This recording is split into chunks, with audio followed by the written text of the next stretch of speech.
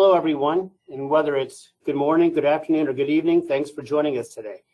This Saturday night, in only 2 days, AEW will broadcast the third edition of the Full Gear pay-per-view from the Target Center in Minneapolis. As you may recall, Full Gear a year ago was held in front of a limited, socially distanced crowd at Daly's Place in Jacksonville, and it rocked nonetheless. So this Saturday, now in front of a full house at the Target Center, you can expect more of the same. In fact, Full Gear will mark one of the biggest shows of 2021 with 3 AEW championship belts on the line. Darby Allin also takes on MJF, CM Punk versus Eddie Kingston, Bryan Danielson versus Miro, a Minneapolis street fight, and other can't-miss matches. So with that, it is now my honor to introduce AEW CEO, GM, and Head of Creative, Tony Khan, who is here for the next 45 minutes or so to answer your questions. I'll turn it over to Tony now for some opening thoughts, and then we'll open the lines for your questions. Tony? Hey everyone. I really look forward to your questions, and I don't want to take up too much of the time so everyone can get them in. I'm very much looking forward to the pay-per-view this weekend, and thank you all for participating in this call and helping us spread the word about AEW and Full Gear. Fantastic. Well, thanks, Tony. So here we go. We're going to start with Chris Mueller from Bleacher Report, and then after Chris, on the on-deck circle will be John Alba from Ad Free Shows. So, Chris, the floor is yours. Thanks. Hey, Tony. So with Full Gear coming up, we've got a big card here with 10 matches, and previous pay-per-views have been similar length. I was just wondering if that is sort of like the ideal length that you've kind of picked for AEW pay-per-views, or do you ever see that being shortened or expanded for different events in the future? Well, it's a great question, Chris. For the big 4 AEW pay-per-views, I think we found a great length that works very well for us. We've had really, really great reviews for the pay-per-views we've done, and particularly the All Out pay-per-view, our most recent show, is the best feedback we've ever had on anything we've ever done, any show, and it's the most revenue we've ever brought in from a pay-per-view, and I think it was also the best the fans or the critics have ever received any of the shows. So I really like the format and length of the shows, the 4-hour main card plus the buy-in with a pre-show match or two. So yeah, I think it's a good length of card, and we really found something that works for us very well. Thanks, Tony. Thanks, Chris. Okay, as promised, John Alba from Ad Free Sports is next. And after that, I'm going to read a write-in question from Jonathan Hood of ESPN Chicago. So, John? Jim, thank you. And Tony, thank you for your time, as always. I'd like to ask you about Hangman Page, someone who we saw at the introductory press conference for AEW back in the beginning of 2019. He was positioned to be a big star out of that gate, and yet here we are now, more than 2 years later, seemingly ready for what could be a crowning moment. What would you like to say about his journey over the course of that time and how he's grown as a performer, and why is now the right time for him to face Kenny Omega on this stage? Well, it's a great question, John. We talked about homemade stars before in AEW, and this is the epitome of the homemade star. Hangman Page was a young wrestler when he joined AEW, who a lot of the hardcore wrestling fans knew, but he hadn't had a lot of experience wrestling on national television, and he's really blossomed under the eyes of the fans and the people who've been watching AEW from the beginning. And we've been really blessed to have a great audience that stuck with us from when we first launched Dynamite in 2019. And there's all these fans that have seen Hangman grow. He actually got the very first shot at the AEW title. He and Chris Jericho, Hangman and Chris Jericho, wrestled in the first ever All Out main event. They had a great match. And then we've seen Hangman grow so much as a wrestler from when he debuted. Obviously, we, had big plans for him. I thought really highly of him since he first came in, and have always believed he's a top wrestler. Now here he is again, getting another opportunity at the championship, and it's a very different company and it's a very different situation. There's so much history between Kenny and Hangman. They had a great partnership. It was something I felt really strongly about from the beginning of AEW, that I really believed in Kenny and Hangman together as a team and what we could build from it. And here we are, and we're still it's still, bearing the fruits of our labor. So I really have always believed in Hangman Page, and I've also really believed in Kenny Omega, and that there's something special between the two of them at first as a tag team. On our third ever Dynamite in Philadelphia, we did a match. It was Kenny Omega and Hangman Page versus Jon Moxley and Pac, and that was the first time Kenny Omega and Hangman Page had ever teamed. And I liked it a lot. The match did a really good number, and they kept teaming. And there was so much story. I mean, they had so much chemistry, and then they had this amazing match against the Young Bucks at Revolution, and we just saw they had an amazing chemistry as a tag team. Yet there was something between them where you could immediately tell that someday it was going to be an amazing rivalry between Kenny Omega and Hangman Page. And then they had an amazing match at Full Gear last year, and as Jim said in the introduction to the call, Full Gear last year was held at Daly's Place in front of a physically distanced, limited crowd. But at the time, there was nothing like it in North American pro wrestling. There were about 1,300 fans at Daly's Place at about 25% capacity, outdoors, socially distanced. So we did those shows, as you've all heard me say many times. It was like a drive-in movie where each group of fans had their own pod, and they had their own seating section outdoors, and we found a way to bring outdoor wrestling and live wrestling back, and it was the only place on TV worldwide really where the fans could see that kind of wrestling with the fans cheering and going crazy. And what a match it was at Full Gear. Kenny Omega and Hangman Page last year in the finals of the Eliminator tournament to get a shot at the world title. And then from there, Kenny Omega won the world title, and he's closing in on 1 year as the world champion. He is our longest reigning champion, and the company has grown and evolved so much with Kenny as the champion, and he's had so many classic matches already in this run, and I'm very excited for their match. And I think for Hangman Page, it's hard to talk about the story of Hangman Page in AEW without talking about also the story of Kenny Omega, and that's one of the reasons why this Kenny Omega versus Hangman Page match is one of the most anticipated matches I think ever in AEW.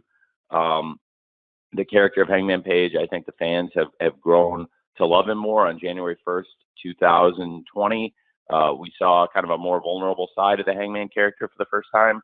To be honest, on BTE, I watched the BTE show, and the guys do great work on it, and they come up with really funny stuff. And a lot of times, if I see something on BTE that I really like, I'll say I want to use it on Dynamite.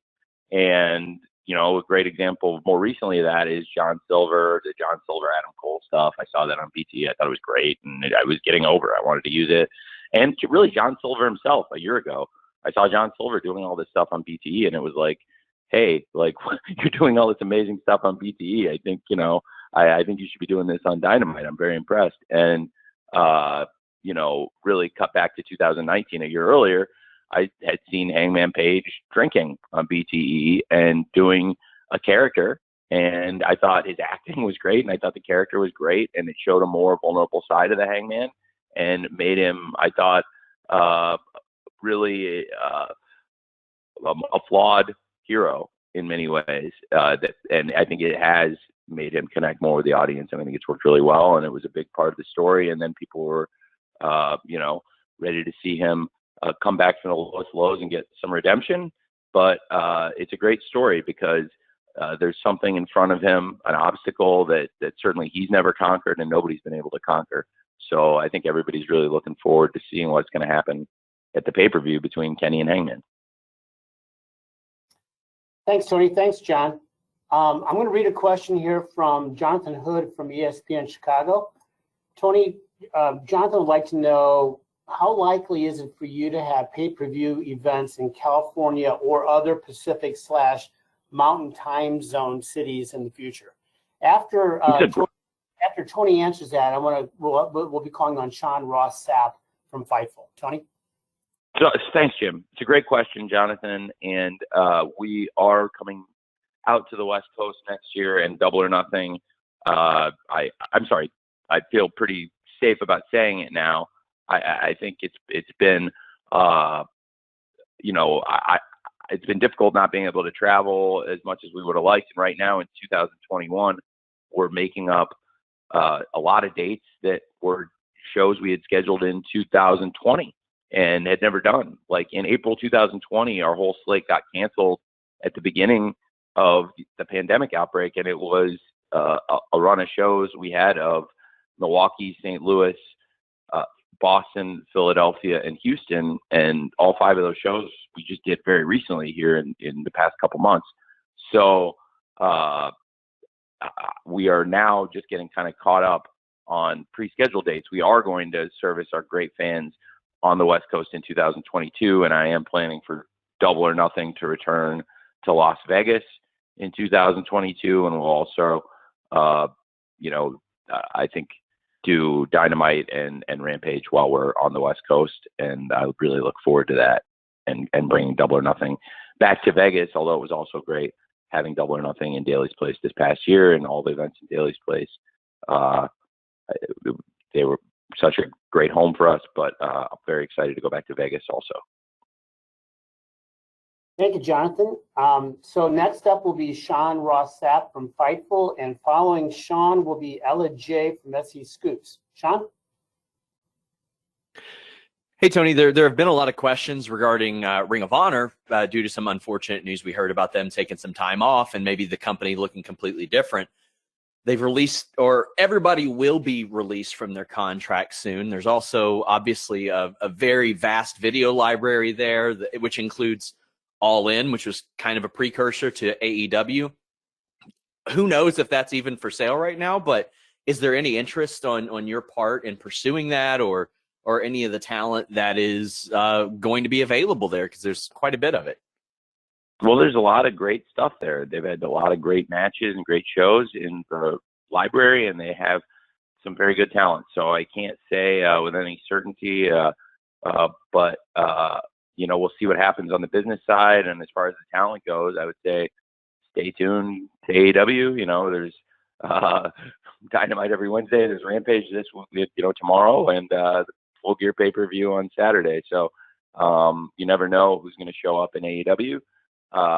And as for the business side of it, I'm good friends with a lot of people in the company of Ring of Honor, and actually the agent that represents him is my neighbor in LA. He lives like down the block.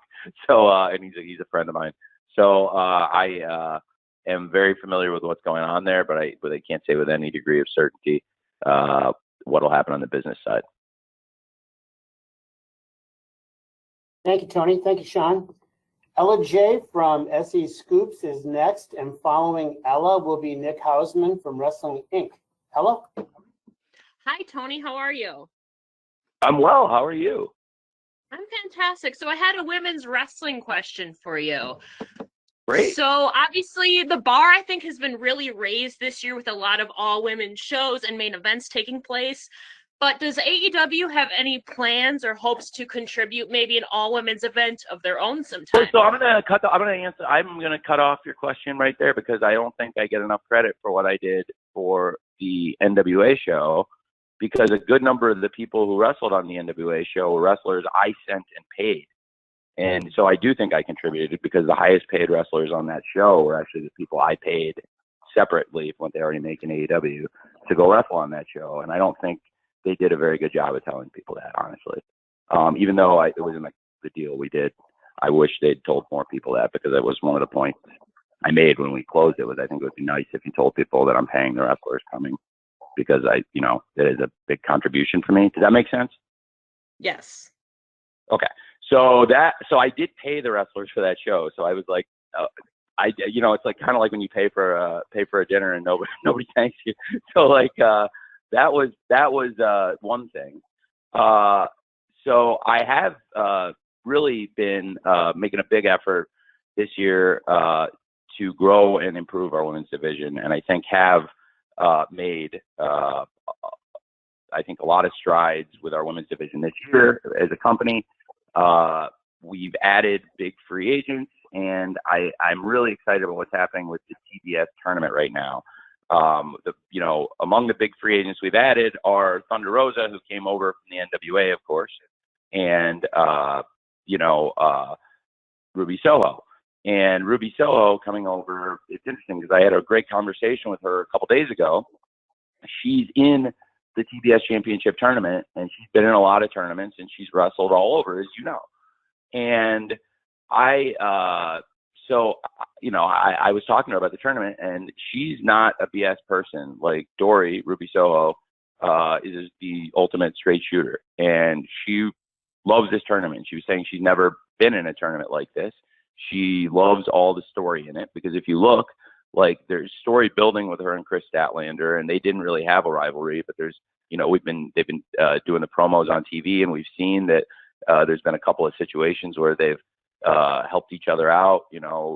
Chris had Ruby's back, and then now they're even, and Ruby doesn't owe her anything anymore. And really, I'm excited very much for Jade versus Red Velvet. I'm very excited for Sheeta versus Nyla Rose. And of course, we've seen a lot of great build, including last night's Dynamite, towards Thunder Rosa versus Jamie Hayter. So I have been and am trying to actively make big strides in women's wrestling. And as far as a lot of the stuff that has been happening in the all-women shows that have happening other places, I actually have made great contributions, including financial contributions, which I think they could have done a better job of telling people about, honestly, if that makes sense. Thanks, Tony. Yes, Thanks. makes sense. Thank you. So next up is Nick Houseman from Wrestling Inc. And thereafter, I will have a write-in question from Sebastian Diaz from Over the Top Rope Wrestling in Chile. So, Nick, you're up.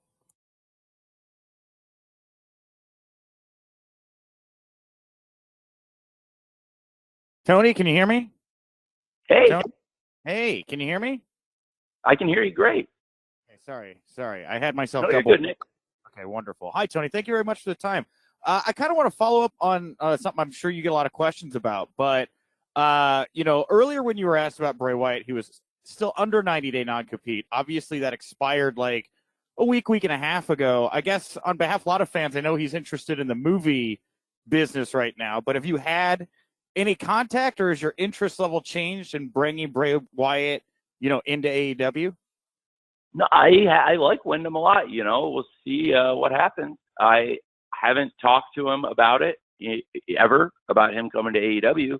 The last time I saw Wyndham was at Chris Jericho's birthday party, and I think it was a pretty late night, and it was last year. So it's a very different world, and I only saw him in passing very briefly. I was heading out as he was heading in. But it was pretty late at night. But I think he's a wonderful person and a great talent. Thank you, Nick. Okay, I've got a question here from Sebastian Diaz, who's writing in from Chile. Hi, Tony. We're entering the last weeks of Dynamite on TNT as a weekly show before we jump to TBS. So that's a new start. Will there be a refresh of the brand, maybe new music, new logos, stages, or will it be the same? Greetings from Santiago, Chile. Tony? Hey. Okay, so basically, Jim, the question about Dynamite, just to make sure I got the question, it's asking if the format will be the same when we move to TBS. Yeah, format, look, staging, the lighting, the music, will it be a different look on TBS, or are we going to pretty much go from the TNT look into TBS? Well, it's a great question. Okay, so now I understand. That is a great question, and it's a few questions in one. The great wrestling and the great wrestlers and what people love about Dynamite, for the most part, I think that's all going to be the same. But the look of the show, we may do some tweaks and in presentation, and it'll be fun. And we'll do our best. And if you don't like it, then we'll go back to what we had. But I think we're gonna look at the presentation of the show going into TBS. But the wrestling, the wrestlers, all the stuff you love about the show, for the most part, I think will be the same. And hey, if I mess with the look of the show and you don't like it, I can always go back. So I think that's a great question. But I'm also very excited about the move to TBS and all the great things that'll happen with that, which will be great for us. It's great to be back on Wednesday night now, we were on this amazing run on Wednesday nights, and really it's our home. And there have been a couple times where we've had to shift to, Saturdays here and there, and it's always uphill to get your momentum back when you do. So I think, as I understand, there'll be a bit less time shifting when we do move to TBS. There are still sports on TBS where there are conflicts and stuff, but I think it'll be great for the fans, and very excited also. Rampage will be staying on TNT, and of course that same week in January when we launch Dynamite on TBS, we'll of course have Rampage again on TNT, and then we'll have the first ever Battle of the Belts in AEW. So stay tuned for more info on that. And 2022, we're going to start it in a very big way. Thank you, Tony, and thank you, Sebastian, for joining us from South America.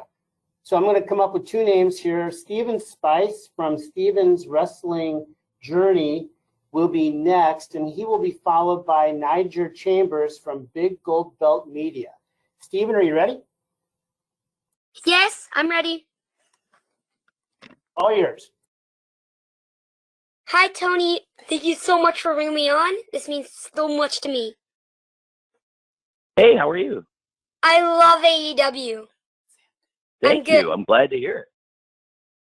And so my question is, how do you and your crew develop the ideas of the matches that go on these pay-per-views and every Thursday night and Wednesday? I work really hard, and I work with a lot of different people, and so I stay up really late on Tuesday nights and Thursday nights a lot, and that helps come up with ideas. And a lot of times you're thinking about it all night and or all day, and you never know when the great ideas come to you.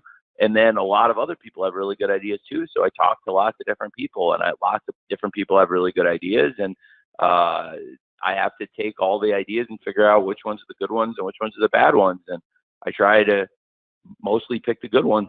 And I have a lot of ideas on matches, and I try to organize the show every week based on what would make sense for the fans, and what would make sense for the flow of the show. And, I have to fit the commercial breaks in.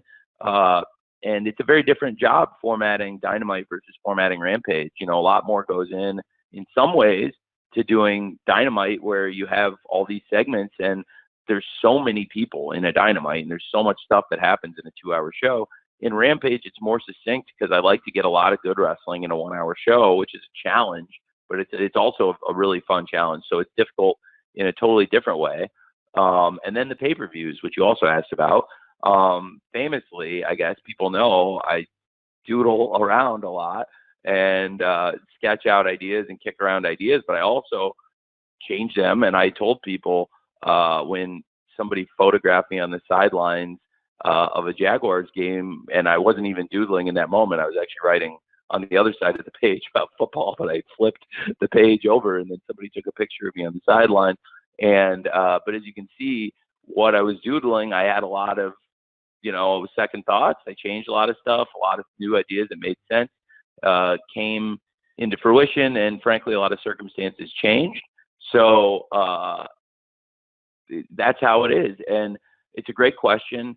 And sometimes you have all week to think about it, and there's other times, like in the pandemic, where somebody isn't able to come to work, or they have symptoms, or you're waiting for them to get a test back, or you don't want to take a chance, or there's travel. There were a ton of travel issues, and at the beginning of the pandemic, the bigger issue was a lot of people weren't really comfortable traveling, which I totally understood, and it told everybody. I think, as Tony Schiavone reiterated this week, told everybody at the beginning of the pandemic, everybody can stay home if they want. We're just going to run with volunteers to keep the show going, because the show is what the money I bring in, which I use to pay everybody.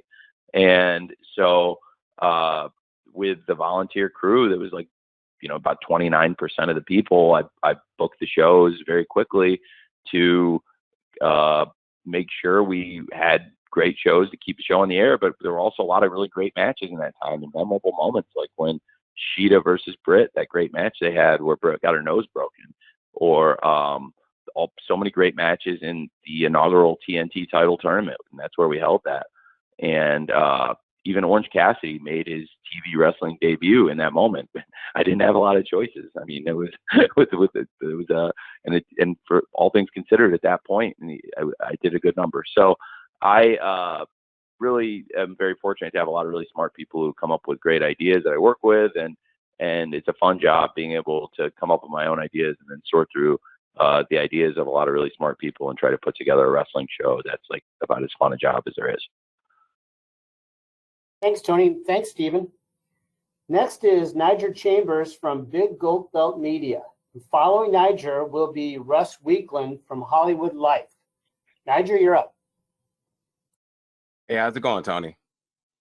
Very well. Thanks, man. Good. Last night a video kind of went viral on social media after the conclusion of Dynamite, where we see you, Ruby Soho, CM Punk, and Cody Rhodes invite a fan into the ring as he celebrates being cancer-free, which is a very special moment. Really touched me. I thought it was one of the best things I've seen on social media in a while. Could you talk a little bit about how does moments like that happen? How do you connect with the fans and be able to have that type of connection and outreach in such a quick moment to make these moments happen? Well, I love booking when it's fun stuff like that and you're not worrying about booking for ratings. So that's like the fun side of booking. So I was in Gorilla, and during a commercial break, we were doing the thing where it was Pac versus Dax, and we were in commercial before the main event match, and then we had the contract signing for Kenny versus Hangman after that. And I was by Cody, and I had planned for Punk to go out because the crowd hadn't gotten to see Punk yet, and I wanted to make sure he interacted with the crowd because he was on the show fighting backstage with Eddie, but the crowd hadn't heard from him and seen him, and I know it would mean a lot to a lot of the people for him to come out and be there. So I had mentioned to Cody I was going to go out with Punk, and Cody had said that he'd heard, and Cody does such a great job of community outreach, and he works with a bunch of great people, including the captain Sean Dean and Thunder Rosa and other people in AEW, including Amanda Huber, and they found a fan who they said was cancer free, and that was really cool. And so I said, all right, well, that's what I'll do is I'll bring out Cody, then I'll bring out CM Punk, and then Punk told me, reminded me really that this is Ruby's hometown, and he said, why don't I bring out Ruby then too, and that's another pop, and that'll be great. And I was like, yeah, that's a great idea. We'll definitely do that. And so that's what we'll do, and that's what we did. So that is, like I said, when you're not booking for ratings and it's easy stuff like that, that was just a fun thing. So that's literally how it all came together. And it was really nice to meet Joe. And I think hopefully it was a good moment for Joe, and also just try to make it a nice moment for the fans in Indianapolis, and also for Ruby because it's her hometown. And, she's a big star, and we want to treat her like a big star. And it was cool for her to have that moment. Thank you, Niger, and thank you, Tony. Okay, next is Russ Weekland from Hollywood Life, and then I will follow that with a write-in from Mark Madison from Pro Wrestling Post. Russ? Yeah, hi. I was hoping any date on the Owen Hart Memorial Tournament. Yes, I'm so glad you asked. There will be updates on the Owen Hart Memorial Tournament after Full Gear. There's so much on the card, right? And there's so many stories, and the show is so jam-packed, and I didn't want the Owen Hart Cup to lose the focus when I start talking about it. But the Owen is going to be a big prize in AEW, and I'll have some interesting announcements about it. One thing I will say right now, you know what? I'm going to save it. I'll save it till after Full Gear. You guys will get more announcements on the Owen Hart Cup. I think I'll save it for Dynamite or Rampage after the pay-per-view. But stay tuned on that one. I will give more updates on the Owen Hart, and I have something fun I think everyone will really enjoy. Thank you, Tony. Stay tuned, Russ. So Next, I'm going to read you a question, Tony, from Mark Madison of Pro Wrestling Post, and then after Tony answers that, next up will be Stephanie Chase from Digital Spy. Here's the question from Mark, Tony. With Eddie Kingston's recent Players Tribune article in which he poured his heart out, could you see back when he initially joined AEW what his contribution to AEW and to the locker room would be eventually, a year from now? And did you foresee the kind of person that you would have, in Eddie Kingston at AEW? Yes, pretty quickly. I connected with Eddie Kingston immediately. I'm a very, very close friend of mine, and I didn't know him until he came in.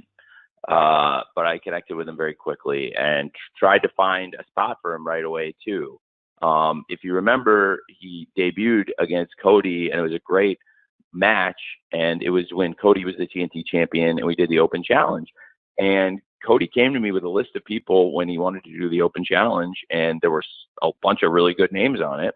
And the names I think a lot of the people on the list I did end up wanting to use, and then I had some names of my own, but two names he had that he really wanted to work with that have been great were Ricky Starks and Eddie Kingston.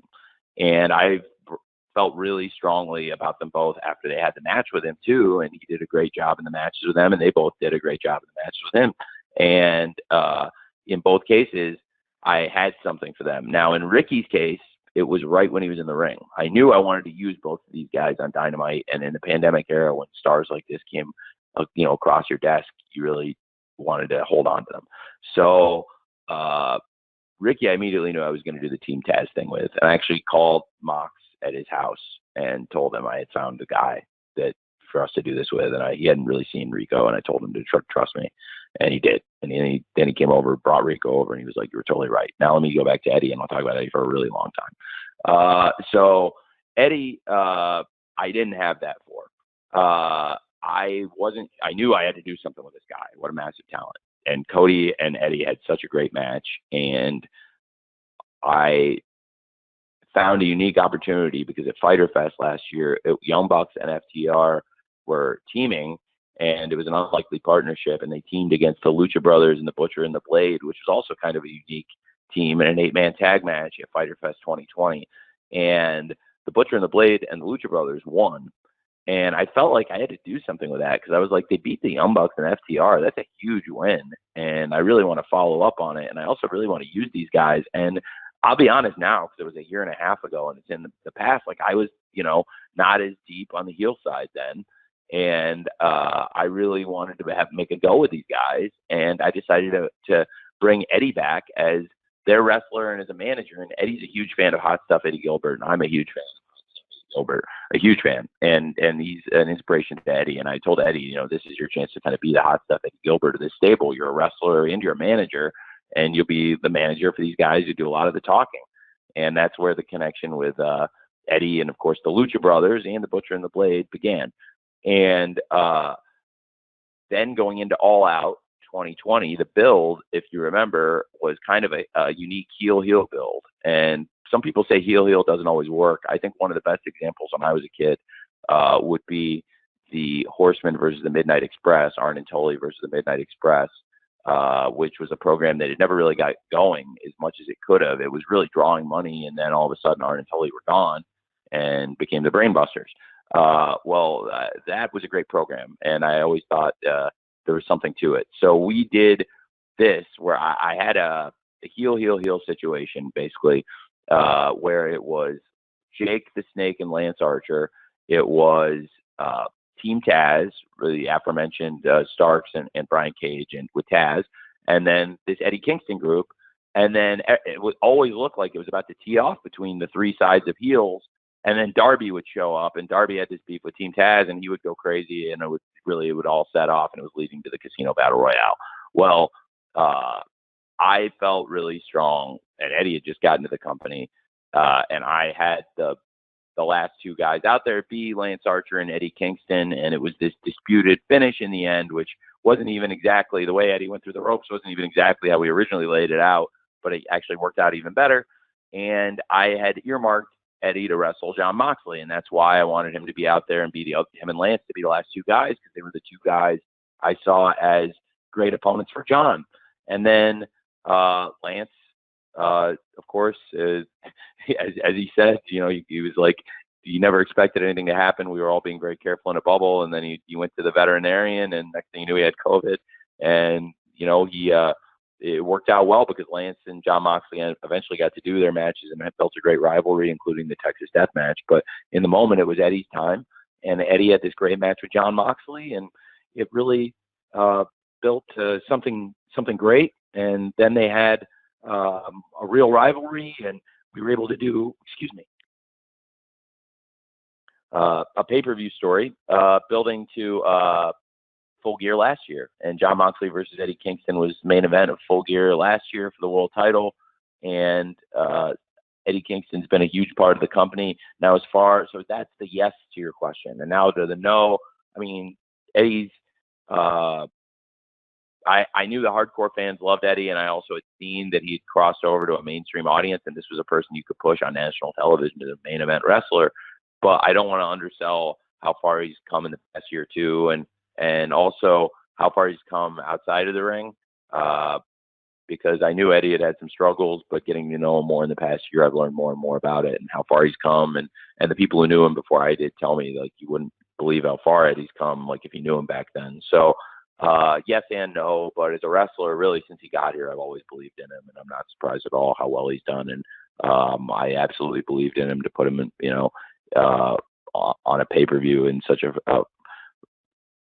critical position in one of the biggest matches of the year, Eddie Kingston versus CM Punk.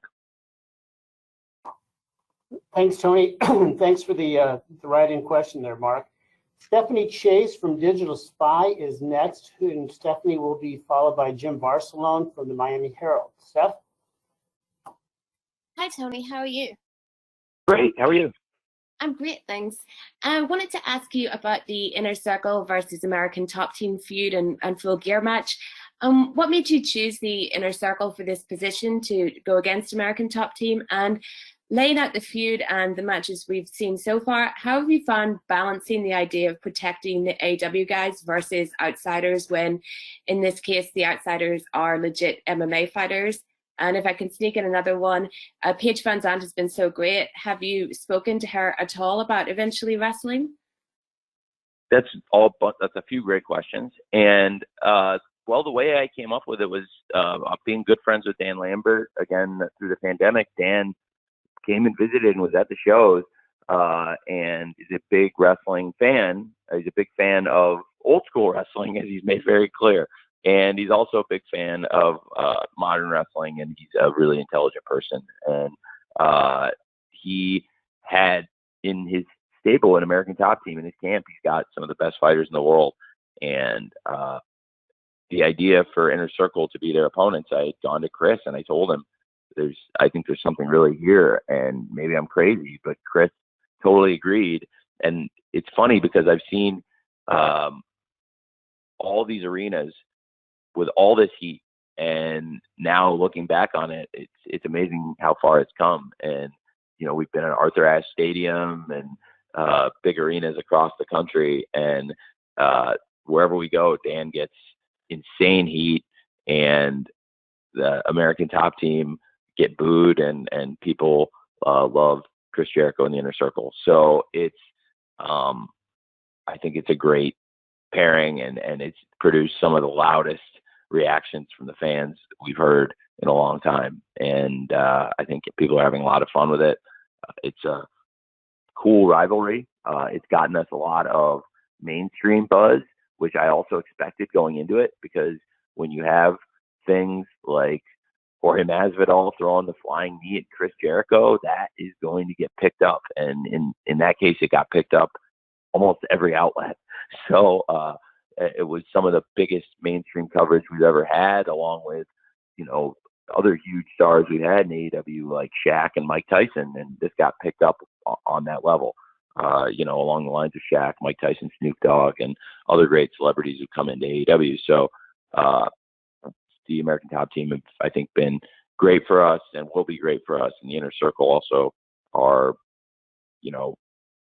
since the beginning of AEW, steadfast parts of the show. And I really very excited for the Minnesota Street Fight. And Paige Van Zandt, what a great talent. I'm a huge fan, and I really like Paige. Paige and Austin, and have been here a lot, and I would love for them to keep coming and for Paige to do more. Absolutely, I think she's tremendous. Thank you, Stephanie. Next up will be Jimbarcelona from the Miami Herald. And Jim will be followed by Bill Pritchard from WrestleZone. Jim, you're up. Unmuted. Oh, thank you so much. Wanted to address the dark tapings at Universal Studios and your thoughts of how things have been going there with that, the crowds, just the whole setup there. And is the plan moving forward to just continue doing it from Universal when you can, going into the next year? So yes, to be a total straight shooter, yes, I'm going to keep doing that dark tapings or when we can, when it makes sense. When we've done live rampages, as many of you know, in the wrestling media, we've also taped dark there and done elevation at Dynamite, which is what we did this week. So we will again tape dark tomorrow before Rampage. So I am expecting that to continue to kind of be the cadence, and we can look forward to more dark tapings at Universal. The fans have really enjoyed them, and I've had a lot of fun at them too. If, any of you who've been at them, I think they've been really fun shows, and a lot of the big stars have been very generous with their time too. So it's a fun thing we've been doing. Thank you, Tony. Thank you, Jim. Bill Pritchard from WrestleZone is next, and Bill will be followed by Samantha Shipman from Daily DDT. Bill? Hey, Tony, how are you? Hey, Bill. Great. How's it going, man? Not too bad. Thanks for taking the time for this. I actually wanted to ask about Lio Rush. He made his in-ring return this week, and just wanted to get your thoughts on... Oh, happy birthday. Just wanted to get your thoughts on how that's going, if there's any plans to, keep them as a dedicated tag team, or if it's really just feeling things out right now and use them as best as you Well, I think it's a story that is developing between Lio and Dante. So without saying too much, I don't think you or anybody wants me to probably say where exactly they're going. But I really have enjoyed it, and I've had a lot of people come up and enjoy it, and it's something that I felt really strongly about. And I haven't made it a secret that I really like Lio, and I think he's a tremendous talent, and I think he's benefited from the coaching that I've given him, and he's gotten great coaching from others. I think Sanjay did a great job on that match last night, coaching with them, and Sanjay and I work real close with Lio and Dante and with Seidel and Moriarty. So I am a huge fan of Lio Rush, and I really think he's got a lot. And like I said, it's his birthday. Happy birthday, Lio. And I think he's had. I'll choose my words carefully here. When Lio retired from wrestling, he came in, he did one show for us, he retired from wrestling, and I actively recruited him to come back and thought it would make a lot of sense for Lio at his young age, once he got over the injury, to just trust me and like let's give this a shot, because I think he'd had a tough go other places, and he was mentally, it seemed, really burned out on the wrestling business, and he's done other things. He's a great athlete. He's also got a great personality, and he's been on MTV The Challenge, which is a big show. And but if he's not wrestling, I think he's not using great talents that he has. And so I'm glad people got to see that last night. He had debuted in the Casino Battle Royale at Double or Nothing, but then we had never seen him wrestle on TV or in an actual sanctioned match. So I was really pleased with how it turned out. And for the live crowd, I went back out with Lio and Dante when we were in break and raised their hands for the crowd, because I thought they did that well. So it was very good. Okay, thanks, Tony. So next is going to be Samantha Shipman from the Daily DDT. Then I'm going to take a question from a write-in, then we'll spin the wheel to see what the final question of the day is. So Samantha, you're up. Hello. Hi. How are you, Tony? I'm doing great. Thanks, Samantha. Good. I have I have two questions for you, but we'll start with the first one because I think that might be a little bit more of what everybody's going to be listening for. So we've seen last night, we saw Best Friends join Chaos. Kenta has put it out there that he wants to GTS Punk. We've seen Kenta in AEW. We've seen Rocky Romero. We've seen Suzuki. We've seen Nagata. So what is the relationship with New Japan like heading into 2022? And is that something where we could potentially see AEW wrestlers going into things like Wrestle Kingdom and New Year Dash, or even later in the year, maybe in the G1? Or what is that kind of looking like with that relationship right now? Okay, and what's your second question? My second question is completely different from that. It is actually about the women's division. And we see that we have. I can. Jim, it's fine. Is it okay if I answer that one and then go back to our other question, just so I don't? Absolutely. Okay, great. Well, I'll. So first of all, okay, it's a great relationship. I really enjoy working with New Japan. It's changed a lot since AEW started, because when AEW first started off, I think they were pretty pissed off with me, and then as wrestling went on, I think they saw that like I wasn't really trying to stop them from doing anything, and I actually made a lot of friendly gestures along the way. Like Chris Jericho, I was very open about Chris Jericho working in New Japan, and then when he was wrestling at the Tokyo Dome in January 2020, I even cleared the stipulation which we put together. You know, Chris basically was the go-between between me and them at that point, that we would have it effectively be an AEW title eliminator match with Tanahashi versus Jericho, not unlike some of the matches we do in Dynamite, where it's, hey, if you beat the champ, you get a shot at the title. And that's what we said. You know, if he beat Chris, he could come to AEW and get a shot at our title. So it added a lot of interest, I think, to their show in that match, and that was great. And also, I had been pretty open about Jon Moxley wrestling there, and I cleared dates time after time for John to work there. And so I think they saw this was a good relationship, and I have a good reputation for being an honest person. So even though I kind of came out of left field and I was a new player in the game, I think I raised their antenna early and made them pretty nervous. And then the more I built a reputation in the sport, I think they wanted to work with me.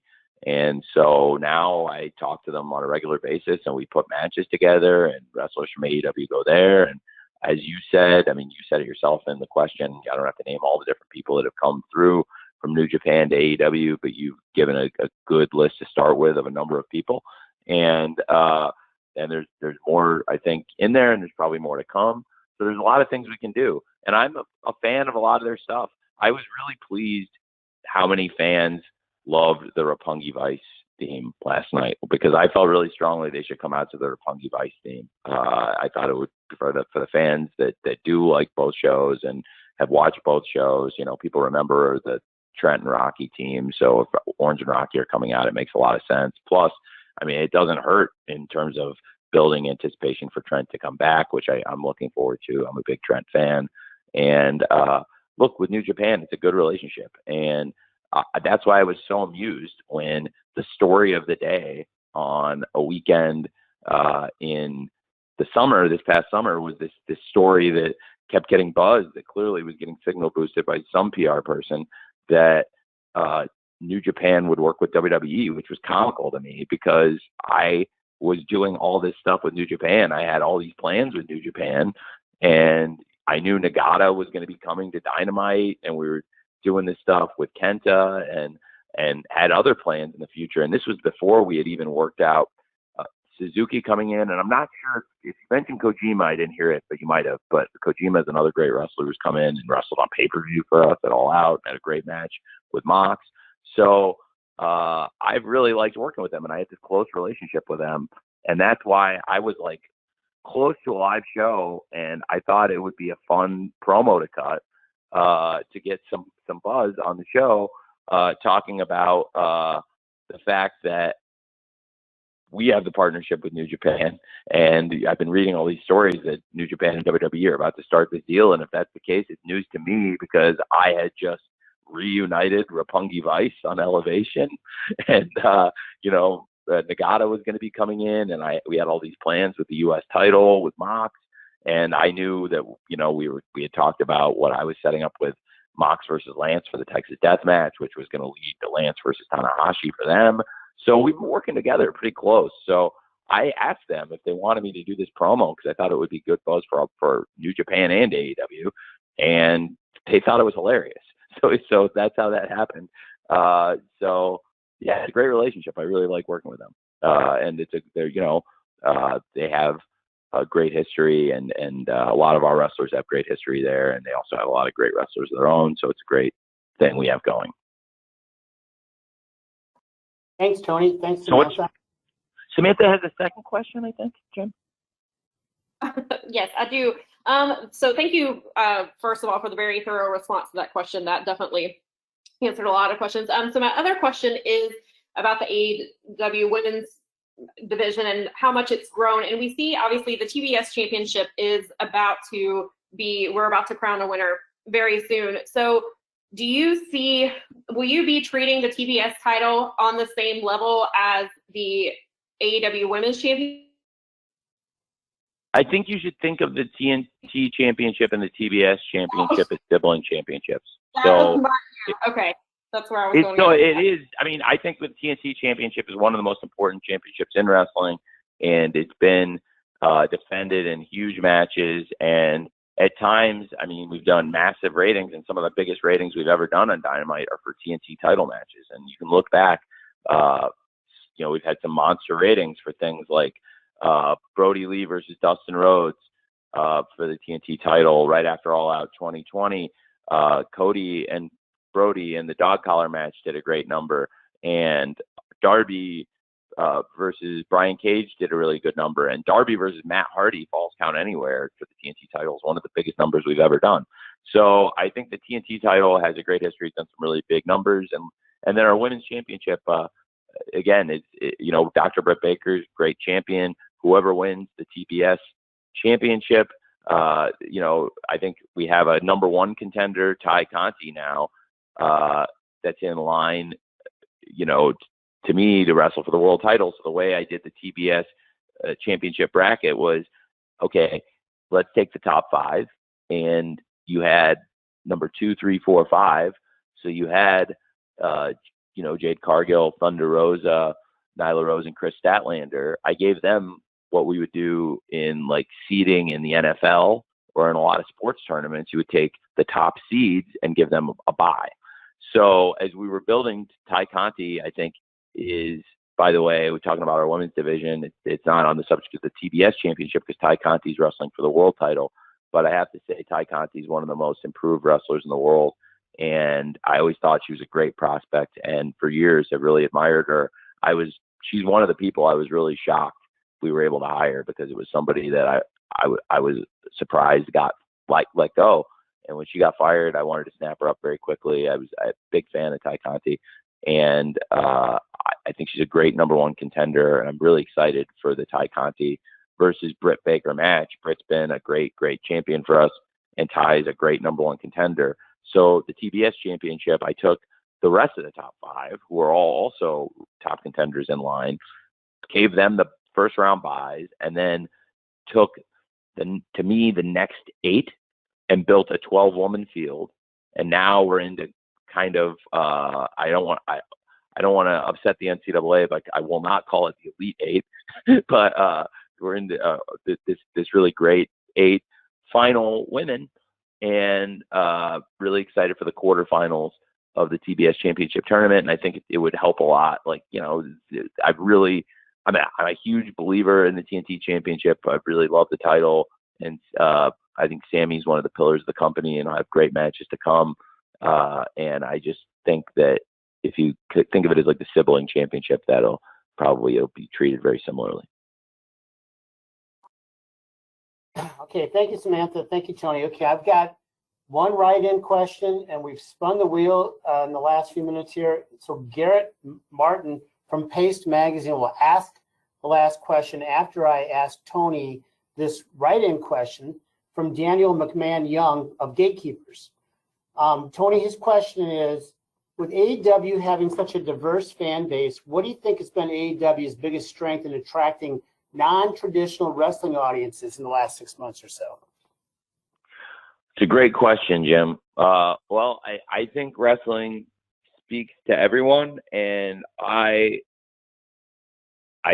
don't think you have to be great at sports, but you can be. And I think like wrestling brings lots of people together, because when I was a kid, like wrestling was kind of the intersection of, and I'm just speaking from my own experiences as a kid and as a fan before I was like a wrestling promoter, booker, or executive.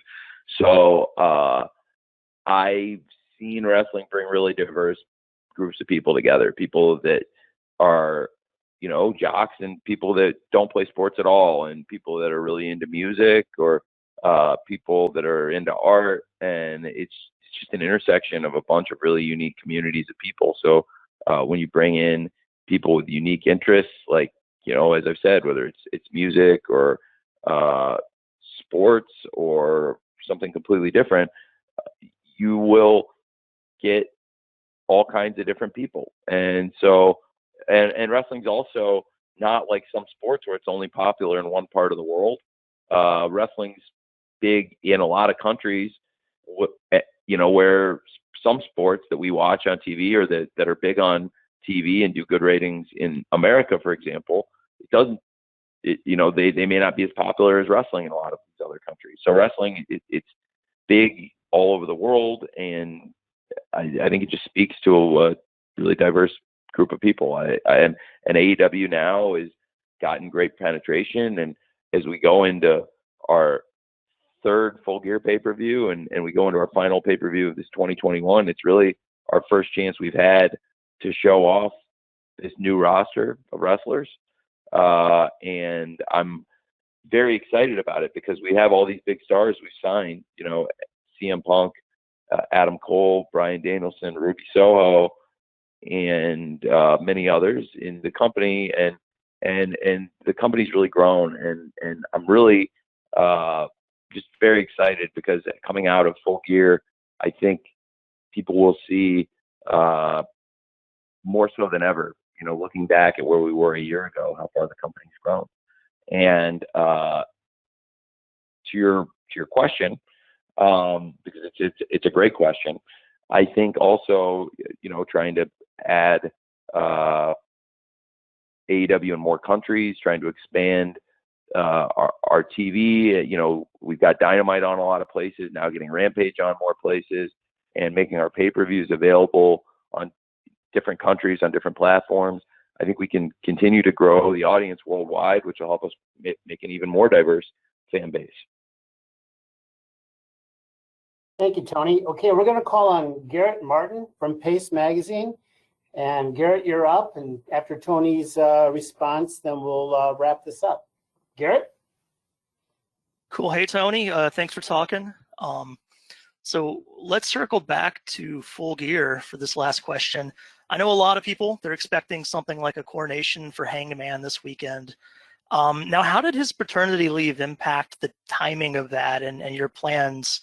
And how different would the last 2 months of the main event scene have been if he hadn't taken that time off?